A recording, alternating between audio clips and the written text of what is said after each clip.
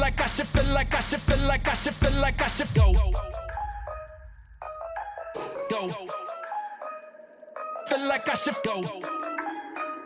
예, 안녕하세요, 마스터입니다. 오늘은 GT컷 터보의 차카 리뷰를 준비를 했습니다. 정말 많이 신어봤습니다. 여러가지 이유로 행사들로 요즘 좀 바쁜 나날들을 보내고 있어서 빠르게 리뷰를 못했지만 또 좋은 점은 그만큼 오래 신어봤기 때문에 좀 정확히 더 말씀을 드릴 수 있지 않나 라고 생각을 하니까 직구를 해야 되는 상황이죠. 궁금하신 분들은 영상 끝까지 함께 하시면서 과연 GT컷 3보다 어떤 점이 나은지, 오랫동안 신었을 때 어떤 점이 좀 더 발전했고 뭐 단점이 보완됐는지 함께 하시면 좋을 것 같습니다. 먼저 사이즈는 저는 정 사이즈 추천을 드리겠습니다. EP 버전이 아니죠. EP 버전이 아니기 때문에 발볼이라던가 발등에 압박이 살짝 있긴 하지만 적당히 신다 보니까 늘어나기 때문에 길이에 맞춰서 정 사이즈 신어보시면 좋을 것 같고요. 일단 내가 발볼러다 그러면 조금 고민을 해야 된다라고 말씀을 드릴 수가 있을 것 같습니다. 프립에서는 제가 이제 어퍼의 어떤 질감들 이런 갑갑함이 좀 있다라고 말씀을 드렸는데 먼저 말씀을 드릴 수 있는 건 생각보다 통기성이 마냥 나쁘지만은 않다. 신는 내내 굉장히 덥거나 뭐 갑갑한 느낌이 많지는 않다. GT컷 3보다 전체적으로 잡아주는 느낌이 좋다라고 말씀을 먼저 드릴 수가 있을 것 같고요. 전반적인 피팅은 잘 됩니다. 근데 여기서 프리베스처럼 조금 더 아쉬운 느낌이 뭐냐면 2도 그렇고 3도 그렇고 발목 쪽에 피팅이 굉장히 여기 부분이 꽉 잠기지 않아서 그게 가장 불만이었어요. 터보에 와서는 이 부분이 좀 잘 잠기긴 하지만 한 달 동안 신어본 느낌으로는 그래도 좀 부족하다. 이 부분이 좀 굉장히 잘 잠겨야 전반적으로 신발을 들고 뛸 때 뭐 저는 좀 자유롭고 안정감이 있다라고 좀 많이 느끼는데 3보다 좀 나아지긴 했지만 그래도 약간 공허합니다. 터보에 와서 좀 더 업그레이드를 시켰을 때 가장 조금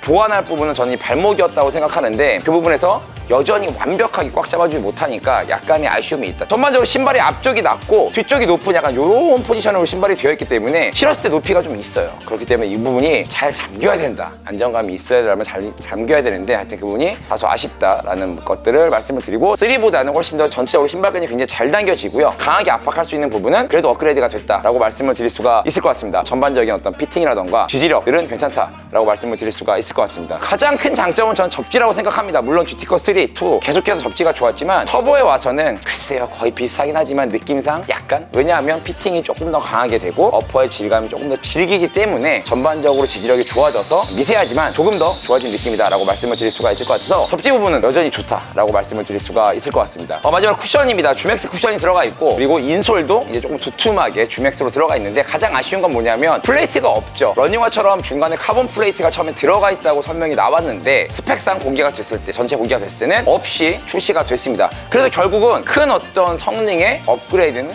있지 않다. 뭐 인솔발의 어떤 쿠셔닝이 좀 다소 좀 더 느껴지긴 하지만 한 달 내내 신으면 인솔발의 쿠션도 굉장히 많이 꺼지기 때문에 이렇다 할 느낌이 별로 없습니다. 저는 불편하게 느꼈던 게 이 주맥스의 어떤 단단함이에요. 굉장히 밀도가 강합니다. GT컷 3보다도 훨씬 더 탄탄해요. 그래서 길을 들이는데 굉장히 오랜 시간이 걸리고 있고 앞에가 낮고 뒤에가 높은 약간 높이가 있는 녀석인데 이쪽이 너무 강하다 보니까 앞뒤로 뛰는 건 괜찮지만 이 좌우로 눌렀을 때 어떤 유연함이라던가 안정감, 자유롭게 움직일 수 있는 이런 것들은 제약이 있다고 생각이 계속 들었습니다. 일주일, 2주일 신고 더 많이 신었더니 지금은 이제 밀도가 많이 내려가서 어쨌든 탄탄한 부분들이 많이 소프트해지면서 이런 단점들을 많이 해소하긴 했지만 여전히 오랫동안 좀 안 신어서 다시 신었을 때는 그 단단함이 그대로 전해진다는 게 굉장히 아쉬웠어요. 오히려 이런 부분은 컷3가 좀 더 낫지 않나? 반발력이 좋거나 말랑하거나 둘 중에 하나 더 업그레이드가 됐어야 되는데 쿠션은 오히려 더 단단하게 만든 것이 약간의 이질감을 더 주지 않나 라고 생각을 합니다. 그래서 플레이트 없이 그냥 주맥스 쿠션만으로 뭔가 많이 때려 넣은 건 생각보다 업그레이드가 아니다라고 말씀을 드릴 수가 있을 것 같아요. 그래서 이런 부분이 요즘 나이키에게 아쉬운 거죠. 리닝이라던가 이런 중국 브랜드들부터 시작해서 다른 브랜드들은 이런 쿠셔닝에 대한 연구가 굉장히 좋으면서 확실하게 업그레이드가 조금씩 되는데 나이키는 여전히 테스트를 많이 안 해본 느낌으로서 그냥 뭐 자기네 기술력만 다 때려 넣으면 애들이 좋아하겠지. 약간 눈속임 같은 거. 플레이트가 있는 척하면서 또 없고 그러면서 가격은 터보란 이름으로 비싸게 붙이고 이런 것들이 계속해서 나이키에게 실망하는